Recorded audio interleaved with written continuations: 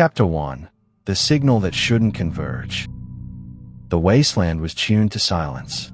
No birds, no engines, no skyborne chatter, only the faint pulse of static, stitched into the air like a scar that never healed. Tech walked the shoreline of the drowned islets, his guitar slung low, its body a collage of prison steel and broken ordnance. Every step rattled the memory of chains that no longer bound him. But tonight, something else bound him, a resonance he couldn't name, faint but insistent, echoing through the bones of the ruined towers at the horizon. He stopped, listening, not to the sea, not to the fractured winds, but to the hidden lattice humming beneath both. There it was again, a tone that didn't belong, a voice without words, a chord without a source, calling. Tech's lips curled into a hard smile. It reminded him of hunger, not his, but the world's. Darren Voss stood on the edge of the silence. The valley spread before him like an open wound, swallowing even the memory of sound. No reverb, no echo, just void. And yet, there was music here. Wrong music. His arm, fused with the looping graft of interference, shook faintly. The feedback chain across his back hummed on its own, pulling the air taut. He had lived with this curse long enough to know. The void was listening. He struck one chord. The sound devoured itself instantly. But beneath it devouring, he heard another, a low vibration, steady, like something ancient turning in its sleep. The echo code stirs, he muttered, and then, softer, to no one at all. But I'm not the only one it's calling. In Vault 6, dust fell like snow. Ishmi Dungeono sat among the wreckage of instruments, strumming two chords on a guitar missing half its frets. The sound was ugly, raw, imperfect, but his voice carried through the ruin, warm and human, threading comfort into a place where comfort had no right to exist. Just hum it loud, he whispered, till the quiet gets nervous. The vault walls trembled faintly, as though the broken city itself leaned closer to hear him. Somewhere in the dark corridors, something answered back, not an echo, but a harmony. Ishmi's smile faded. He wasn't alone here. The stars shifted as Ari's Proxima crossed the wasteland. His guitar was alien, its resonance older than Earth. Each note he played shimmered like flame, carrying the echo of a world already dead. He stopped at a shattered broadcast tower, laid his palm against its cold spine, and let the sound bloom. The tower shook, metal singing for the first time in decades. And through that resonance came a message Ares had prayed never to hear again. A corrupted frequency, the same pattern that ended his homeworld. He tightened his grip. Not this planet. Not this time. Ekim Notrab crouched in the carcass of an uplink station, soldering wires onto a relic guitar that hummed faintly in his lap. He wasn't playing it. He was rooting it, sending its forgotten notes into the dead grid, watching the signals leap like sparks into dormant relays. One by one, the relays flickered awake. And then, impossibly, he heard it, 5 signals converging, colliding across the ruined world. Tech, Voss, Ishmi, Ares, and himself. He leaned back, exhaling smoke through his teeth. Well, he said quietly, looks like the road just got crowded. The tone thickened across the wasteland. Not random, not accidental. The world itself was tuning them together. And soon, silence would demand its answer. Chapter 2. The Hollow Chorus. The first convergence didn't happen in a city or a vault. It happened in the waste between. Tech crossed the skeletal remains of a collapsed rail bridge, the sea below snarling against rusted beams. Each step rang hollow, like walking across a dead guitar string. He wasn't looking for company, but the cord inside his chest wouldn't let him stop. It was pulling him, insistent, like a hand on the back of his neck. By nightfall he found firelight. Not a camp, a warning. Someone had struck their tone against the silence and dared it to answer. Darren Voss sat at the center of it, flames painting his face in jagged shadows. His instrument leaned against a broken pillar, still vibrating faintly from the last note he had carved into the air. The zone's curse clung to him, swallowing echoes, bending sound until the night itself seemed afraid. "You're trailing the same signal," Voss said without looking up. Taltek's eyes narrowed. "And if I am, then you already know it's no accident." Taltek dropped onto a chunk of concrete, strumming once, hard, to make the silence flinch. "Scroll this. I didn't walk free of chains just to get pulled into another leash." Voss smirked, though it carried no humor. "Call it what you want. The chord's gathering. Whether you walk toward it or run, it's already inside you." For a long moment, only the fire spoke. Sparks rose, disappearing into the ruined night. Then a third sound came. Soft, human. A voice stretched over rough guitar strings. By the ninth, Taltek muttered, "I know that tone." Ishmi Dungeono stepped out from the shadow of an old viaduct, strumming like he was trying to coax warmth from broken air. His boots dragged, his shoulders hunched, but his grin was the kind you couldn't fake. "You two look drift-fused," he said, like men waiting for silence to tell him bedtime stories. "Thought I'd liven the night." Voss glared, but Taltek chuckled. Short, sharp, unexpected. The Vault Whaler dropped to the ground beside them, shaking dust from his guitar. "Whatever's calling us, better we find it together. Alone, we are just coil slag waiting for scavers." The fire flared, as if agreeing. And somewhere above, high in the fractured sky, a note rang out. Too clean, too sharp, not human. Ari's Proxima had arrived. Chapter 3. The Resonant Flame. The fire buckled under sudden wind. Not natural, carrot. The air trembled with a frequency that had no business in this world. Ari's Proxima stepped into the light, his silhouette sharp against the skeletal towers behind him. His guitar pulsed faintly, alienward breathing with a glow that seemed to come from beneath the grain itself. Every step he took bent the silence, as though the ground was unwilling to let him pass unnoticed. Taltek bristled, hand hovering near his strings. Voss didn't move, but the feedback chain across his back groaned, as if hungry for release. Ishma just shook his head slowly. "Dissin," Ishma muttered. "We already look like a jam core waiting to happen, and now this freak-damn stranger shows up glowing like a beacon." Ares lowered his hood. His eyes burned with a fire that had nothing to do with the flames before them. "You hear it too. The signal, the corrupted tone bleeding through the ruins." Voss finally lifted his gaze, sharp and unyielding. "What do you know about it?" Ares' voice was calm, but carried the weight of distance. "Enough. It ended my world. I won't let it end yours." Taltek spat into the dirt, shaking his head. "Scroll this. Another prophet with stories of fire and ash. You will talk like you're the only ones who bled." But the fire shifted again. This time, not from Ares. From the static, a relay somewhere nearby flared to life, sputtering sparks into the dark. Ishma jerked his chin toward it. "That's no accident. Somebody's rooting." And then they heard it. A note, clean and deliberate, running through dead wires and collapsing towers. It was an echo. It was a path. Ekim Notrab emerged from the dark, satchel of cords clattering at his side. His hands were blackened with sudder, his eyes sharp with the fatigue of a man who hadn't slept in days. "Well," he said, voice rough but steady. "Looks like I found the lot of you." Taltek stood. "You the one pushing these relics awake?" Ekim gave a thin smile. "Rooting them. Woke half a dead grid to do it. And guess what? All 5 of us showed up on the same line. That's no static rut coincidence." Voss leaned forward, the firelight catching scars across his jaw. "Then say it plain. What's pulling us here?"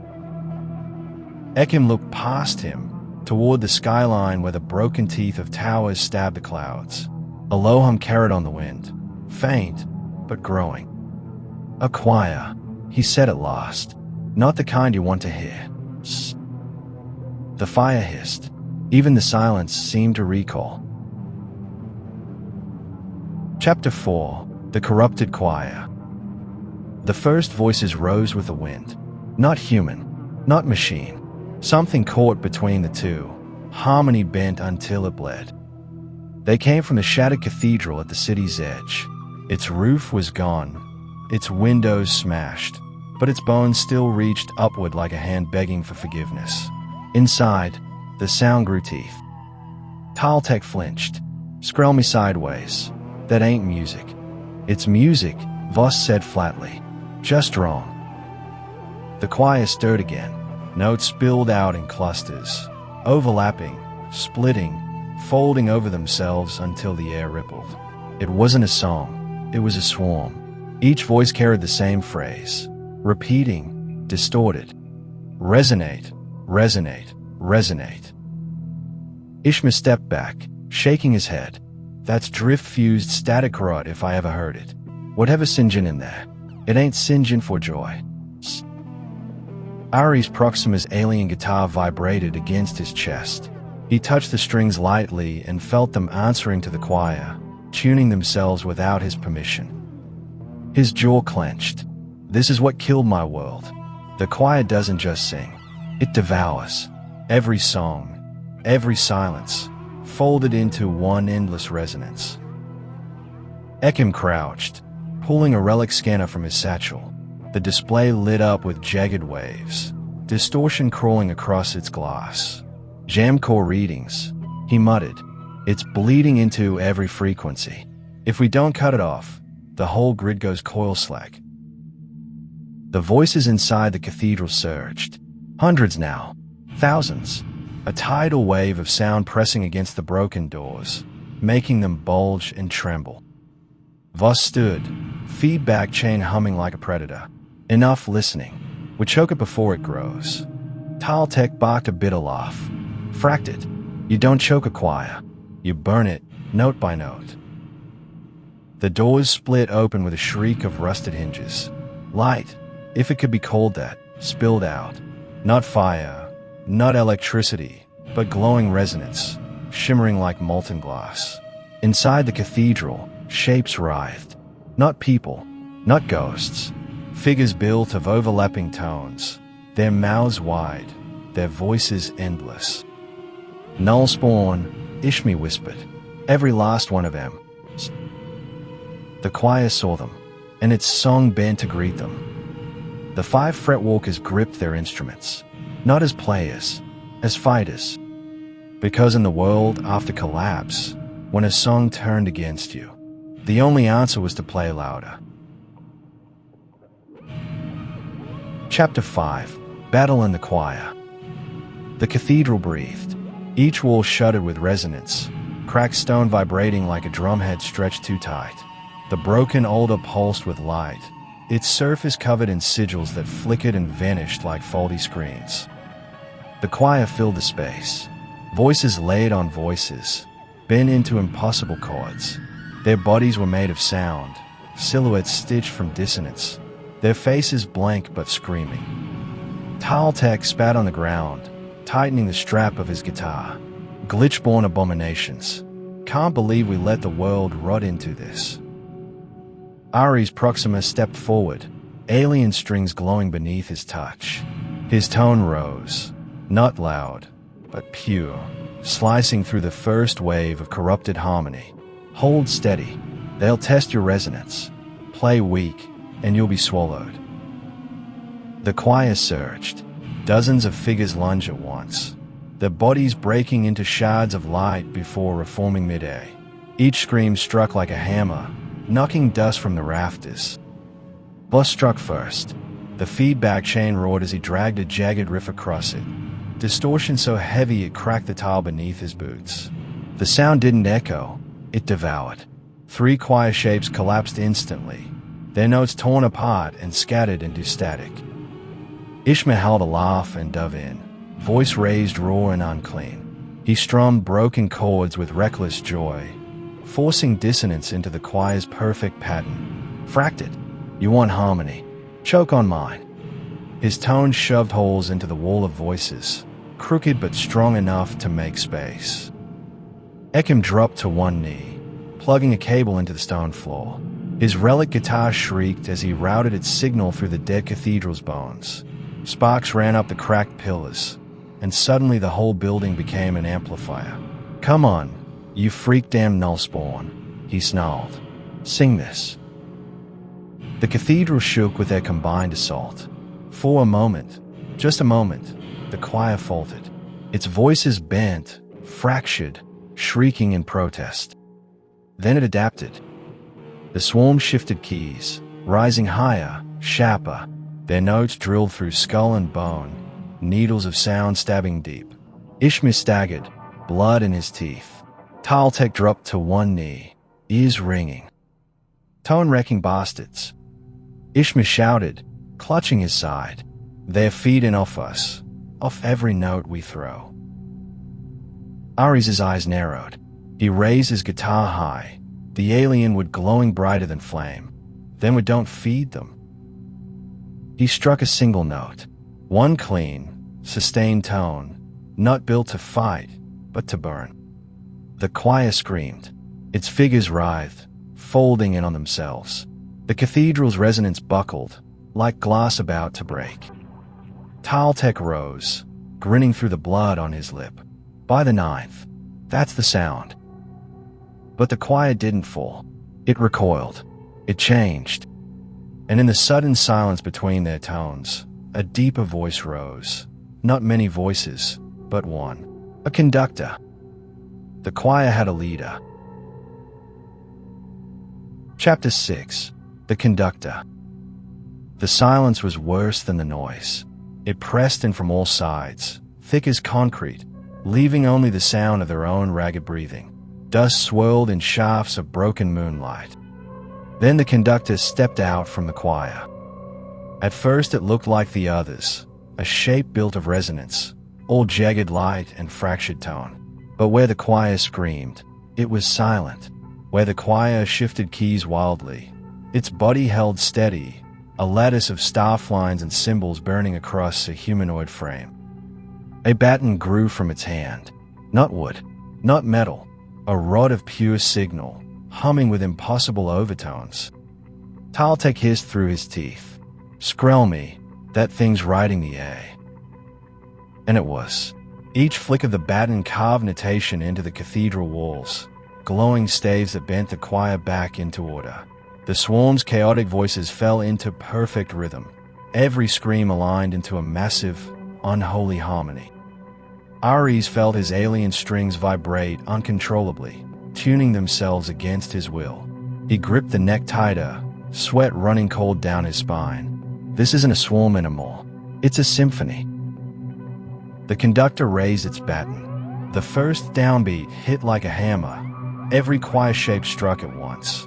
Their voices layered into a wall of sound that rattled the earth. Bus staggered back, feedback chain howling in protest. Freak-damn glitch-born maestros turning the whole place into sheet music. Ekim's scanner went wild, waveforms spiking into unreadable distortion. Static rot, it's locking us into tempo. If we play out of time, we get folded into the score. Ishmael bayed his teeth, laughing even as blood ran from his nose. "Fracked it then. Let's play ugly." He struck his guitar hard, voice breaking raw and imperfect through the conductor's immaculate rhythm. The choir faltered for half a bar, the baton stuttering midair, and that was enough. Taltek lunged into the gap, his jagged chords tearing at the lattice of glowing notation on the wall. Each strike erased a measure, burning it to ash. Ares joined, strings flaring with fire not of this world, layering dissonance into the perfect pattern until cracks ran through the choir's harmony. The conductor did not break. It smiled, or something like a smile, a ripple of shifting notes across where a face should have been. And when it raised its baton again, the choir's voices didn't scream. They whispered. One word, repeated by thousands of mouths in perfect unison. Resonate.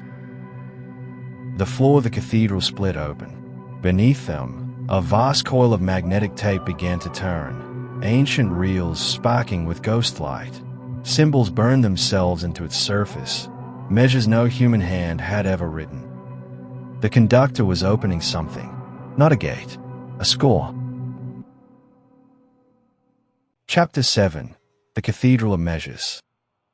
The floor gave way, not into stone or earth, but into notation.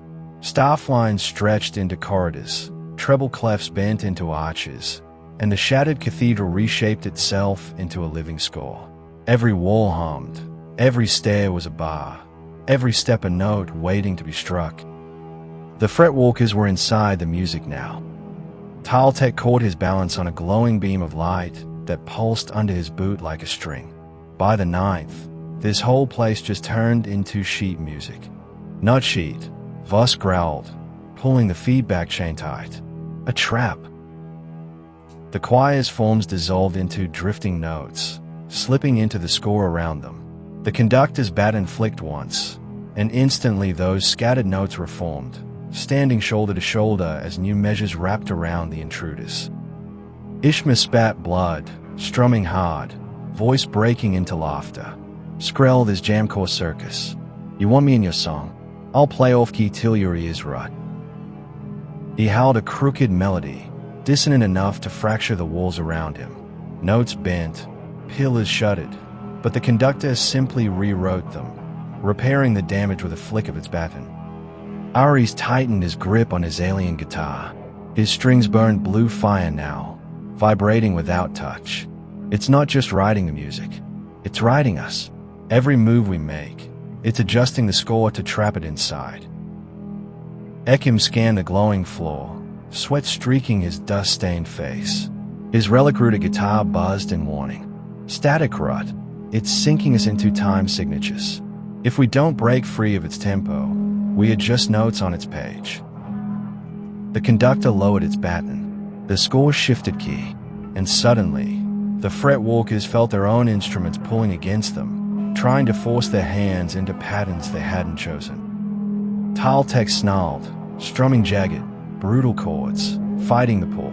I didn't survive chains just to play someone else's song. Voss slammed a distorted riff into the floor, bending the measure until it screamed. Then break the staff lines, tear the score apart. The choir attacked again, not with bodies, but with phrases. Cascades of notes surged forward, a wall of harmonic violence. Ishmi and Aries countered with clashing chords, their tones barely holding back the flood. For a moment, all 5 Fretwalkers stood locked against the tide of music, their instruments blazing with sound. The conductor raised its baton for the downbeat. The next measure was about to begin. And if they missed it, they wouldn't just lose. They'd be written out. Chapter 8. The Score of War. The conductor's baton dropped. The cathedral turned score convulsed, every staff line vibrating at once, shaking the world into tempo. The choir surged forward, not as bodies, but as phrases, cascading runs of notes with teeth, arpeggios that cut like razors, chords so heavy they cracked the glowing floor beneath their boots. Taltek roared into the chaos, jagged strums tearing measures apart. His sound was rebellion made flesh, crooked chords ripping through perfect symmetry. Every time his notes hit, the staff lines buckled, bleeding sparks of light. "Frack your tempo. I don't play in cages." Voss followed, dragging the feedback chain across the score's glowing pillars. The distortion howled, swallowing whole bars of music, devouring echoes until silence itself became a weapon. The choir shapes nearest him collapsed instantly, their tones chewed into nothing. Ari stepped to the center, his alien guitar blazing like a forge. He bent a single sustained note, fire bleeding into the score, and suddenly the choir screamed as the perfect harmony warped around the flame. His voice rang above the clash. "This isn't your song." Ishmael staggered forward, blooded but laughing, strumming broken chords into the flood. His raw voice tore through the conductor's immaculate phrasing, ugly and human. "By the 9th, you sound pretty, but you can't sing like me." The dissonance carved a gap in the harmony, crooked enough for the others to push through. Ekim knelt, cables from his relic router trailing into the living staff beneath them. His hands blurred, rerouting the choir's signal through dead channels. "Screll your score. You don't own the grid." He slammed a chord, and the cathedral itself screamed, its arches flickering like failing lights. For a heartbeat, the five stood together, their tones colliding, not blending, a wall of difference that shook the conductor's lattice frame. The conductor tilted its head, baton hovering in the air. Then, with surgical precision, it rewrote the fight. New measures unfold beneath their feet. Time signatures shifted violently, 3/4 to 7/8 to 11/16 in the span of seconds. The score tried to drag their bodies into the impossible rhythm. Strings pulled at their fingers, staff lines clamped around their legs. "Listen," Taltek shouted, ripping free. "It's trying to script us." Voss gritted his teeth, slamming another feedback wave into the shifting measures. "Then we unscript it." But the conductor only smiled, a ripple of notes across its faceless head. Its baton cut a circle in the air, and the choir's thousands of voices collapsed into one colossal chord, heavy enough to drop the 5 Fretwalkers to their knees. The staff lines rose, wrapping around them like shackles of light. The cathedral shook, its measures collapsing inward. And then the conductor whispered, one word, woven into the chord so deep they felt it in their bones. "Obey." Chapter 9. Breaking the Bars. The word echoed through them like a brand. "Obey." Staff lines clamped tighter, glowing shackles digging into wrists and throats, pulling their instruments toward the conductor's rhythm. The choir's great chord pressed down like an avalanche, flattening resistance, trying to fold them into a perfect, obedient harmony. Taltek thrashed, dragging his strings across the bindings. Sparks flew. His jagged chords came out strangled, half muted by the score's grip. "Screll this. I won't play their leash." The staff tightened, cutting the sound short. Voss roared, forcing feedback through his grafted arm. The distortion shrieked, bending the staff lines until they cracked. But every time he tore one apart, new bars wrote themselves around him. "Freak damn glitch-born conductor." His voice broke with strain. "It rewrites faster than I can shred."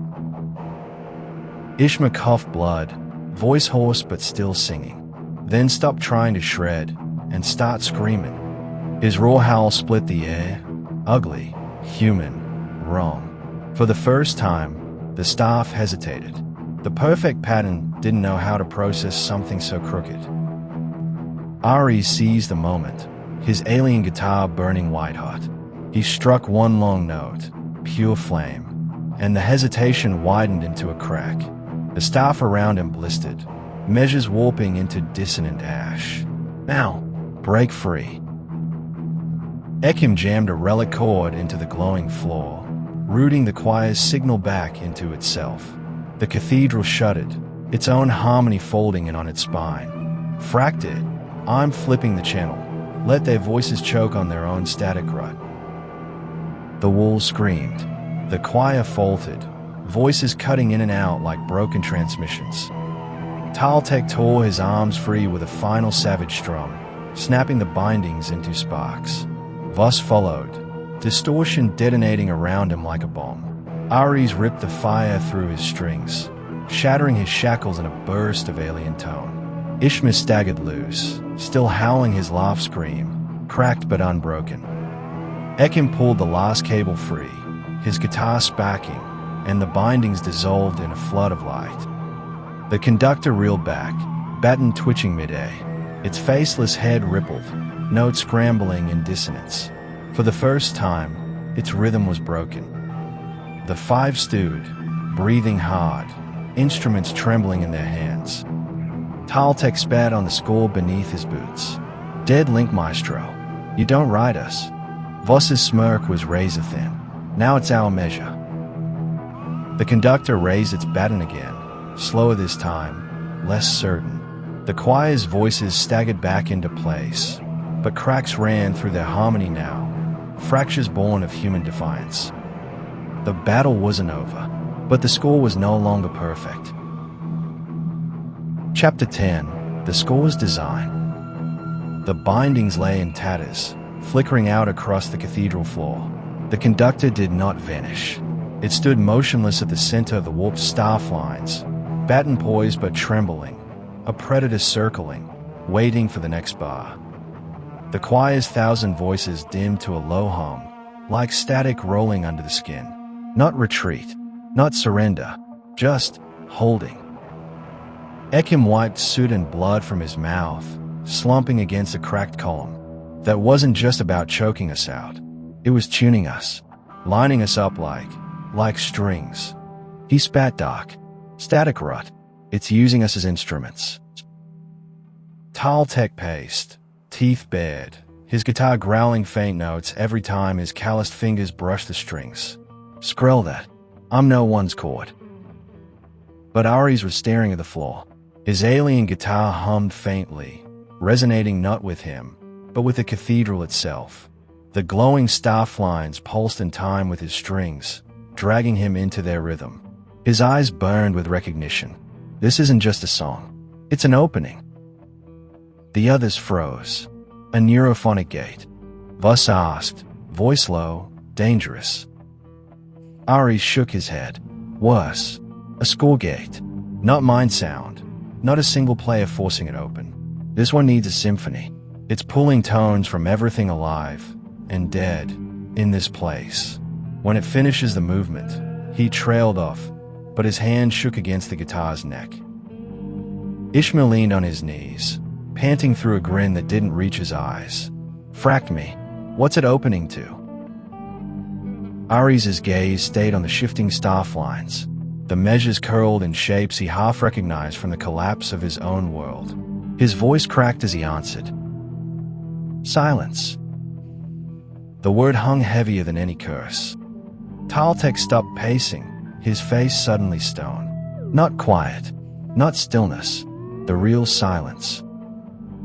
The end of all resonance, Voss growled, finishing the thought.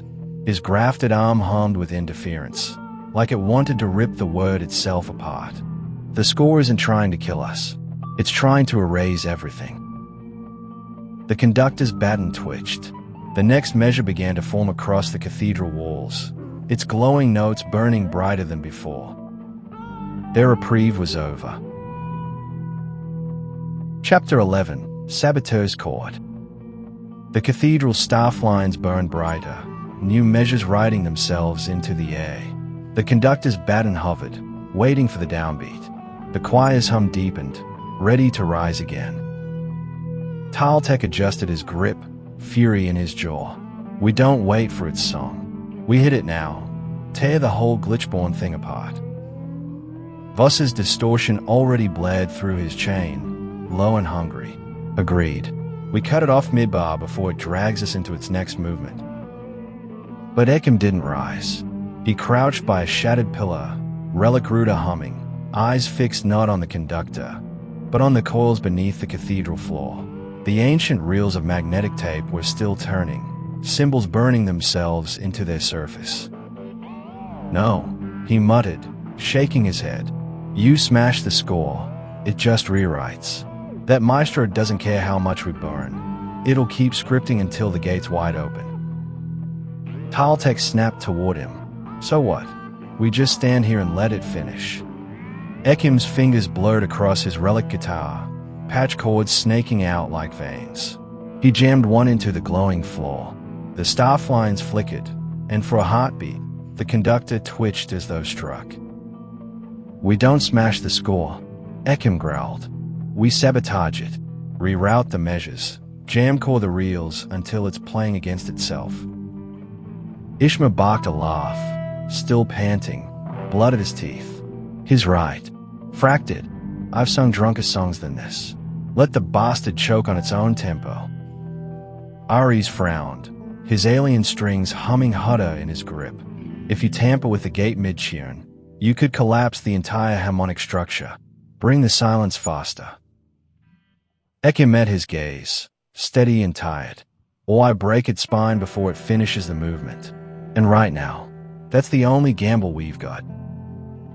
The conductor's baton cut downward. The choir rose in unison, the next measure slamming into the air like a tidal wave. Taltek strummed jagged chords, cutting a gap. Voss's feedback devoured the edges. Ari's bent fire across the surge, holding it back. Ishmi filled the space with raw, cracked voice. And Ekim dug deeper into the cathedral's veins, splicing cables into glowing staves, rerouting measures before the conductor could lock them in place. The music of the world bent, twisted, stuttered. For the first time, the conductor's perfect rhythm faltered. Its faceless head snapped toward him, the baton pointed straight at the saboteur. And the entire choir screamed his name. Ekim. Chapter 12. The Shield of Noise. The choir's scream hit like a hurricane, a wall of raw tones slamming straight for Ekim. The saboteur gritted his teeth, fingers ablur on relic strings, patch cords sparking like lightning around him. The reels below the cathedral howled as his signals rerouted, the whole structure juddering under strain. Taltek was the first to move. He slammed his body between Ekim and the flood of voices, striking a jagged, violent chord that ripped open a gash in the incoming wave. His strings spat sparks, his hands blistered, but he didn't back down. Skrell your choir. If you want him, you chew through me first. Voss followed, feedback chain shrieking. He carved distortion into the wave like a blade, devouring the echoes before they could reach Ekim. His voice was a snarl. Fracked it, maestro. You think you're the only one who can rewrite sound. Choke on this feedback. Ari's planted his feet, alien guitar glowing white fire. He bent a single note upward, high enough to see through the choir's harmony, splitting their unified chord into splintered fragments. Hold steady, Ekim. Their rhythm is fracturing. Ishma staggered forward, coughing blood, his laugh ragged but real. He strummed wild, crooked chords, his voice breaking ugly against the wave. Null-spawn bastards, you don't get him. You don't get any of us. His howl wove through the others, imperfect, raw, but strong enough to buy another breath. Behind them, Ekim kept working, face pale, sweat dripping into the sockets of his relic router. The staff lines around him glitched, stuttering, collapsing into dead fragments of measure. Almost there, almost jamcore. The conductor's baton slashed through the air, and instantly the choir shifted keys, their scream doubling in force. The shield of noise buckled. Taltek dropped to a knee, blood on his strings. Voss's distortion sputtered. Ari's flame flickered. Ishma gasped, voice shredded. Ekim roared, slamming every chord at once into the reels below. His guitar shrieked like tearing metal. The cathedral convulsed, staff lines cracking, measures burning away in showers of sparks. The conductor staggered, its faceless head rippling in fury. Its baton quivered. And for the first time, the choir faltered, their perfect unison fractured, voices splintering into chaos. Ekim's hand shook, smoke rising from his relic. One more push. Hold the line. The four Fretwalkers tightened formation, battered, bleeding, but unbroken. Their tones crashed together, imperfect and jagged, yet stronger than the choir's flawless unity. Together, they roared into the storm. Chapter 13. The Sabotage Detonates. Ekim's relic router screamed, every chord blazing with sparks. His hands blurred across the frets, forcing the cathedral's reels into a loop they were never built to hold. Now, he shouted, get clear. Taltek didn't hesitate. He ripped one last jagged chord, cutting open a path through the collapsing measures. Voss hammered distortion into the floor, blowing apart staff lines that tried to bind their legs. Ares wrapped his alien flame around them, shielding the group in a cocoon of heat. Ishmi stumbled but sang louder, his voice fraying into laughter, daring the choir to drown him. The reels below the cathedral snapped, not physically, but sonically. The tape tore itself apart in a shriek that made the walls shatter like glass. The choir howled as the perfect harmony dissolved. Their bodies burst into shards of light, scattering like dying sparks across the void. The staff lines unraveled, measures collapsing into falling ribbons. The cathedral itself split open, its spire crashing down in a storm of stone and static. The 5 Fretwalkers staggered clear, coughing, burned, half-blind from the blaze of light. Dust and sparks rained down, burying the ruins. For a heartbeat, there was silence. Then a single tone rang out. Low, perfect, unbroken. The conductor stepped from the wreckage. Its lattice frame glowed brighter than before, the notation across its body rewritten in burning symbols. The baton pulsed in its hand like a living flame. Where once it had commanded a choir, now it was the choir, every voice condensed into its form. Taltek cursed under his breath. Skrill me. We didn't kill it. We made it worse. Voss's chain rattled, distortion sputtering weakly. It doesn't need the choir anymore. It is the score. Ares gripped his alien strings, fire trembling against his will. The sabotage didn't stop the gate. It only stripped away its distractions. Ishmi wiped blood from his mouth, still smiling through cracked teeth. Fracked it all. Guess the encore's just the 5 of us against the maestro himself. The conductor lifted its baton. No swarm, no cathedral, just one figure, perfect, absolute, unstoppable. It struck the air, and the world itself became the stage.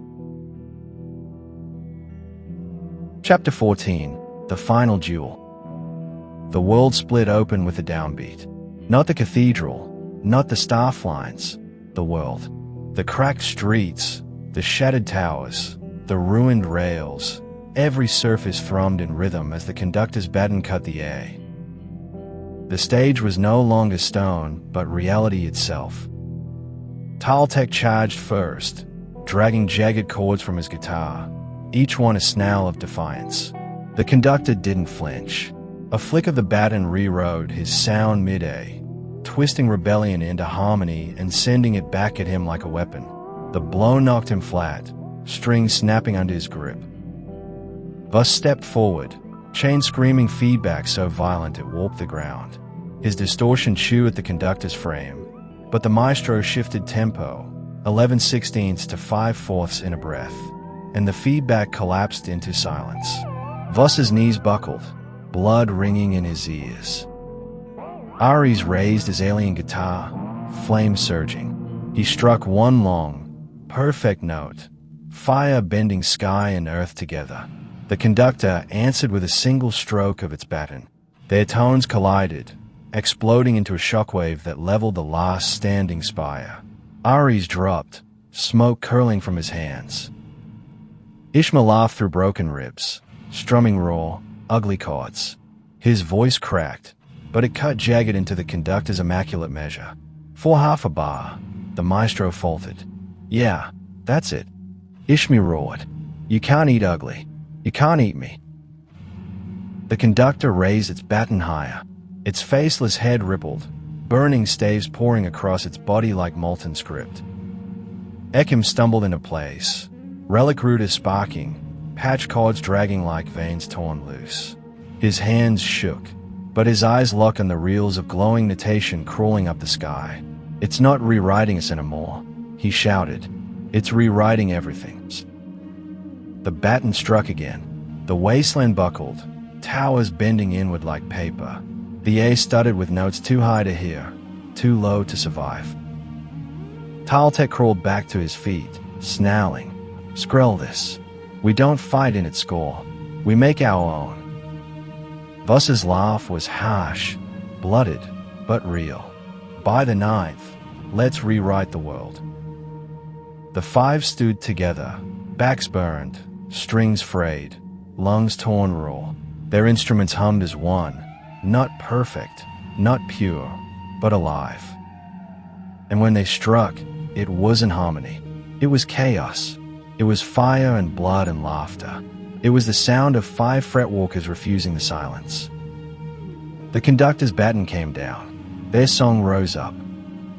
And the duel began. Chapter 15. The Song Beyond Silence. The duel broke the borders of the world. No longer wasteland. No longer cathedral. The 5 Fretwalkers stood inside a shifting expanse of sound and light. Notes stretched into constellations. Starflines rose like rivers through the sky. Every breath was tone, every step a chord, every heartbeat a measure.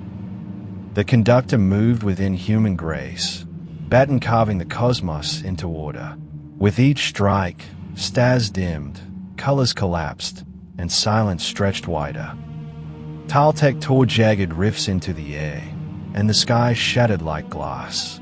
His rebellion wrote cracks into the constellations, crooked paths of light. Each chord screamed, "I am not yours to bind." Voss unleashed his feedback, and entire mountains of starflines collapsed under its devouring howl. The distortion swallowed measures whole, gnawing through the perfect tempo, opening voids where the conductor's rhythm could not follow. Ares raised his alien guitar, and the strings glowed until they were indistinguishable from fire. He struck one impossible chord, and flames stitched themselves across the void, constellations burning brighter, rewriting the heavens in his world's lost key. Ishmael laughed, broken and wild, his voice riding across every tone like thunder without a storm. His ugly chords became rivers of defiance, running against the conductor's symmetry. For every perfect line it drew, he carved one crooked, refusing correction. And Ekim, crouched low, patch chords dragging through the infinite staff, wove roots through everything. He spliced rivers into rivers, stars into notes, broken constellations into feedback scars. His relic ruder bled sparks, but his fingers would not stop. He was sabotage given shape. The conductor faltered, not destroyed, not yet, but its rhythm staggered, its perfect measures snagged on chaos it couldn't process. Its faceless head rippled with dissonance, symbols fracturing across its body. The Fretwalkers felt the silence waiting, vast and eternal, pressing at the edges of the battle. The gate was still opening, the score still riding. Ares' voice rose above the storm. This isn't just a duel. This is the last measure.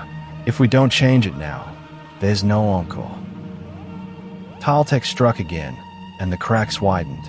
Voss's feedback roared, swallowing another bar. Ishmael screamed a laugh into the void, his chords refusing to be erased. Ekim's sabotage rerouted the starflines into themselves, the reels burning red with overload. And Ares bent his flame higher, carrying their defiance into the stars. The conductor raised its baton for the final strike. The 5 raised their instruments as one. And reality itself leaned in to listen. Chapter 16. The Awakening Beneath. Their tones collided with the conductor's final strike. The void detonated in light and sound. Constellations split into rivers of fire. Starflines snapped like brittle bones, the entire score collapsing under the weight of defiance. The conductor's lattice body fractured, its baton shattering into splinters of burning notation. For a moment, there was silence. Not the silence the gate promised. Not oblivion, but the breath between beats. A pause. Taltek staggered, his guitar scorched, strings hanging like veins. Skrell. Did we? Voss's chain dangled limp, smoke pouring from its grafted links. We did. By the 9th, we actually did. Ishmael dropped to his knees, laughing until it broke into a cough. Fracked it all, we beat the glitch-born maestros. Ares, however, did not celebrate. His alien strings hummed faintly, a tremor he recognized too well. His eyes stayed fixed on the void where the conductor had stood. No, listen. Beneath the wreckage of the score, something stirred. Not notes, not measures, roots. A sound older than music rose, deep and patient, like the earth itself remembering. It wasn't harmony. It wasn't dissonance. It was the foundation beneath both, the vibration everything else had been written on. Ekim froze, chords still dragging sparks across the broken floor of reality. His scanner flickered, then died, unable to measure what was rising. Static rot. This isn't signal. This is bedrock. The void trembled. From beneath the broken measures, vast coils of resonance unspooled, thicker than mountains, older than stars. They pulsed once, and the five nearly collapsed under the weight of the vibration. Aries whispered, voice tight with dread. The conductor wasn't the end. It was just a key. Taltek's jaw clenched, blood running down his temple. A key to what? The answer came not as words, but as a tremor that shook the marrow of their bones. A presence so vast it drowned thought, older than the collapse, older than song. The Orolith. It rose like a buried sun, lightless yet blinding, resonance without shape, memory given voice. And the Fretwalkers understood, too late. By defeating the conductor, they had torn open the lock it was built to guard. The true silence was waking. Chapter 17. The Voice of the Orolith. The void split wide, and the Orolith rose. It was not a body, not a form. It was resonance layered into resonance, a vast coil of tone and memory interwoven until sight and sound were the same. Every note it carried had already been played, yet never existed. Its voice was a vibration beneath creation, a low hum that rattled their blood like glass. Taltek dropped to his knees, clutching his head. Skrell, it's inside me. Voss's distortion sputtered uselessly, swallowed by the sheer gravity of the hum. His voice broke into a growl. This isn't feedback. This is the source. The Orolith spoke, not with words, but with memory. Each of them saw visions bleeding through the hum. Taltek shackled in chains, his defiance replayed across 1,000 prisoners' screams. Voss staring into the zone of silence, realizing it was the Orolith's first scar. Aries watching his world burn, its last notes consumed by this same resonance. Ishmael singing into the vault, only to hear the Orolith humming back, mocking, learning. Ekim rerouting relic signals, unknowingly tugging at the root wires of the Orolith itself. They gasped, staggered, voices overlapping in curses and prayers. Aries alone stood, his alien strings vibrating in harmony with the vast coil. His face was pale, eyes blazing with recognition. This is what I felt, what I feared. The choir wasn't trying to erase us, it was tuning the world for this. The hum deepened.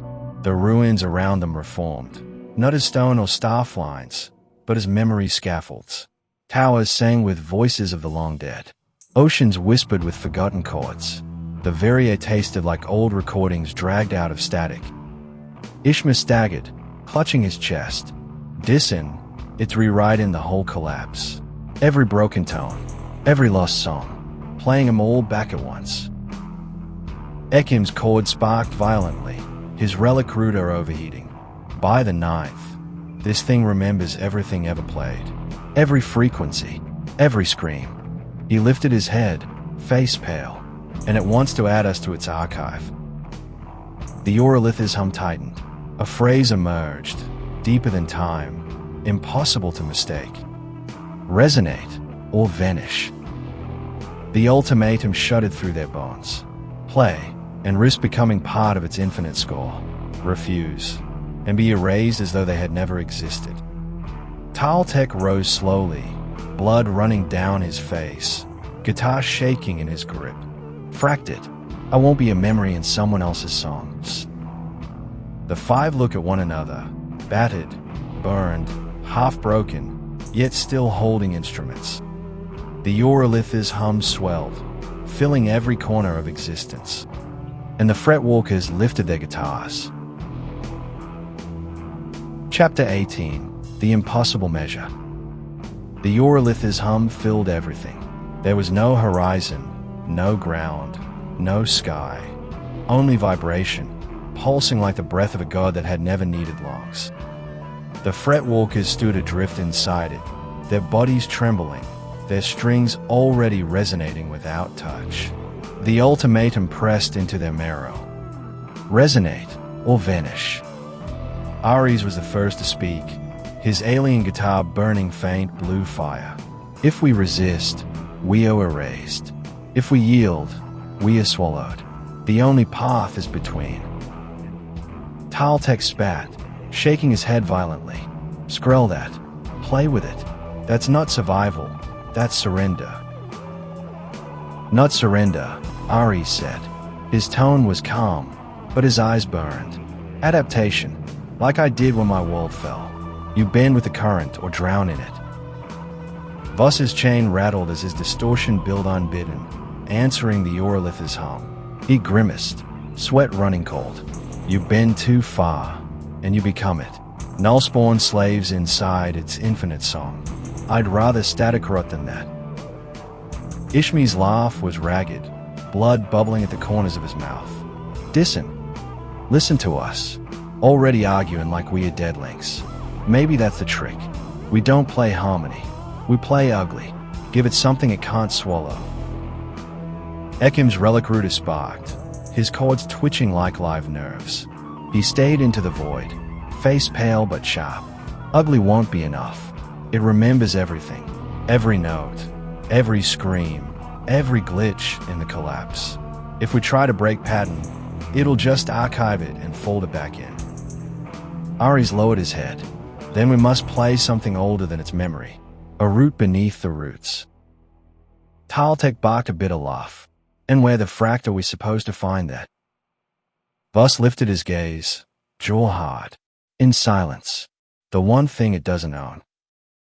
The Aurolith's hum deepened, pressing harder, demanding. Their instruments shook as if begging to join. Ekim looked up, eyes wide with a terrifying idea. If we thread silence through our tones, not absence, but pause, maybe we can slip between its memory gates, play inside its song without being written. Ares nodded sharply. A duet it cannot anticipate. Sound and not sound. Life inside the gaps. Taltek gritted his teeth, his hands flexing. Fracked it. Let's gamble. Voss growled low, distortion crawling at his feet. We don't gamble. We bleed into the silence. Ishma strummed one crooked chord, grinning through the pain. Then let's make the Aurolith choke. They lifted their instruments together. The Aurolith's voice swelled, infinite, demanding resonance. And the Fretwalkers struck, not just with notes, but with pauses, gaps, breaths, silences too jagged for the archive to hold.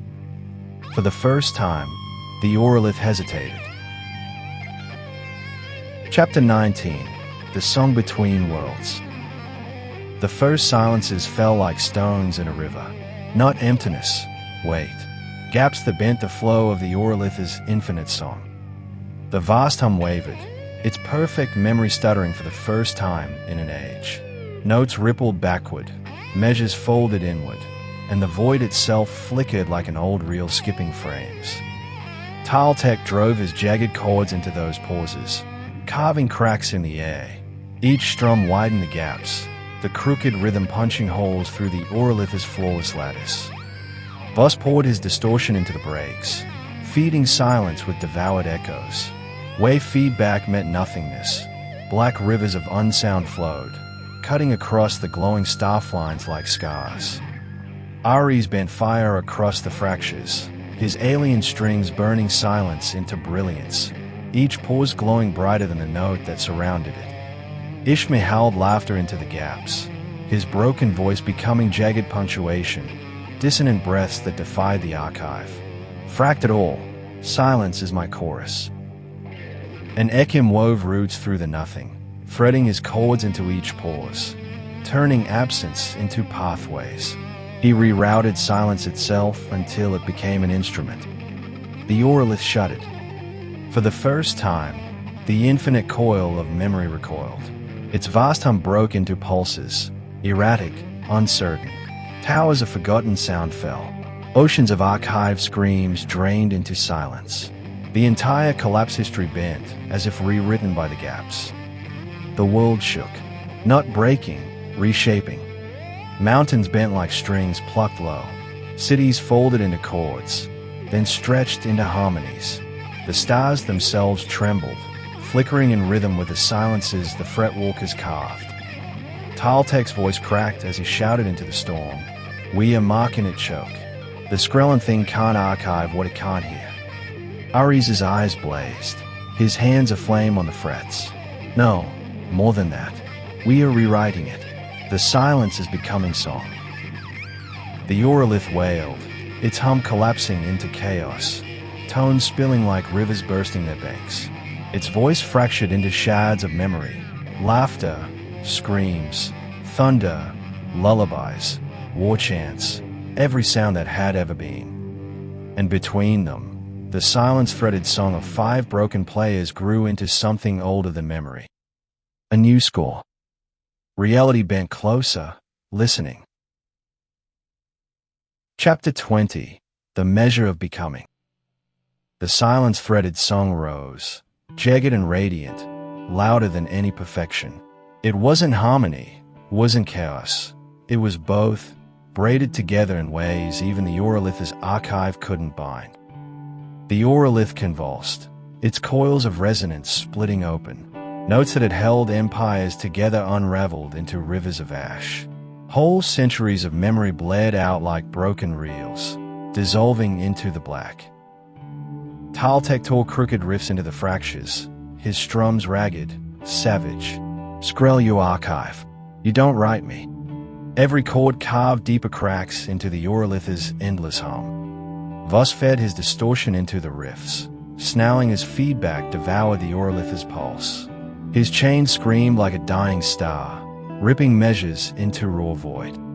Ari's alien strings burned bright white, bending the silence into fire. Flames leapt into the gaps, turning nothingness into new constellations. Ishma laughed through blood and smoke, his broken voice a storm. Each howl splintered the Urolith's collected songs, tearing lullabies from laments, shattering the choir of eternity. "Fract it, sing this, you glitchborn nullspawn." An Ekim, chord spacking, relic rooter cracked, wove silence into roots. He bent absence into pathways, shaping black rivers into structure. His sabotage became blueprint. The Urolith screamed. Its infinite resonance collapsed into dissonance, fragments of sound tearing loose. Wars, births, collapses, every scream of every age. They spilled like shards of broken glass, swirling in a storm of memory. But inside that storm, the silence-threaded song grew stronger. The 5 Fretwalkers stood shoulder to shoulder, their tones colliding, jagged and imperfect. Not one voice, not one measure. 5. A defiance too fractured to archive. The void bent, the ruins bent, the stars bent. And then, the Urolith broke. Its coils split apart into streams of raw vibration, rivers of resonance pouring out across the void. Where they fell, new shapes bloomed, mountains humming with unfamiliar chords, oceans whispering forgotten scales, skies burning with alien harmonies. The collapse was not undone. It was rewritten. For a heartbeat, the Fretwalkers stood in the silence that followed, their instruments burned, their hands bleeding, their lungs full of dust and fire. And then, the new world exhaled. Fresh chords drifted through the air, faint but alive, tones no archive had ever known. They had played the impossible measure, and the world had become sung again. Epilogue: The world after the score. The silence that followed was not absence, it was breath. The new world stretched outward, trembling in its first measure. Broken towers reshaped into jagged peaks, humming with infant tones. Oceans whispered in scales never sung before. Winds carried chords raw and tempered, a music still searching for its own key. The Urolith was gone, shattered into rivers of resonance that fed this reborn earth. But fragments of its archive lingered, scattered like seeds, a child's laugh caught in the wind, a war drum echoing in distant hills, the memory of songs that had no singers left. The past had not been erased. It had been composted into the soil of the new. The 5 Fretwalkers stood together at the edge of this dawn, instruments cracked, bodies broken, but alive. Taltek gazed at the jagged horizon, where mountains bent like crooked frets.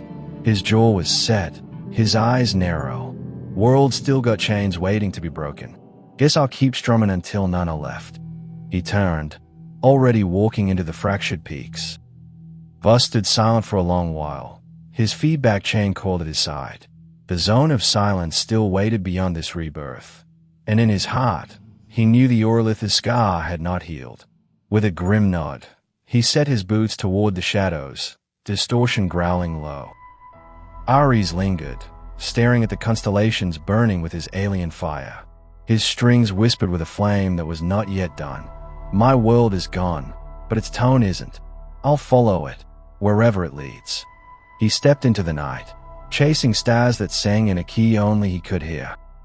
Ishmi sat cross-legged on the dirt, grinning through cracked teeth, coughing up blood that tasted like victory. Fracked it all, I think I'll just wander. Sing ugly to the ruins. Make sure the new world don't get too clean.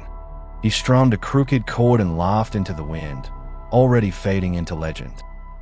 Ekim remained lost, kneeling among the glowing staff lines burned into the earth. His relic router sparked weakly, cords frayed. He laid a hand on the trembling soil. Every signal runs some way, and this one's just begun. Someone's got to map the new song. He looked up once, then vanished into the woven pathways of silence and tone. One by one, they walked apart, carrying pieces of the impossible measure.